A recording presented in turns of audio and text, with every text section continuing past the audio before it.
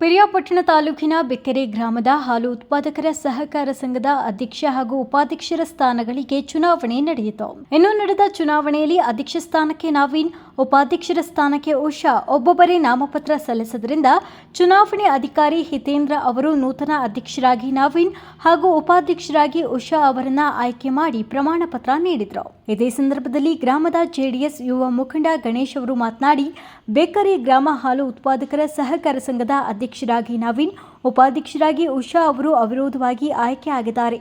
ಅವರಿಗೆ ಅಭಿನಂದನೆ ಸಲ್ಲಿಸುತ್ತೇನೆ. ಎಲ್ಲರೂ ಸಂಘದ ಅಭಿವೃದ್ಧಿಗೆ ಪ್ರಾಮಾಣಿಕವಾಗಿ ದುಡಿಯುವಂತೆ ಸಲಹೆ ನೀಡಿದರು.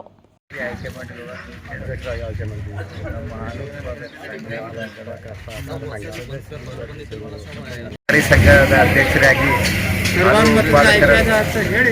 ಹಾಲು ಉತ್ಪಾದಕರ ಸಹಕಾರ ಸಂಘದ ಅಧ್ಯಕ್ಷರಾಗಿ ವಿರೋಧವಾಗಿ ಆಯ್ಕೆಯಾಗಿದ್ದಾರೆ ನವೀನ್.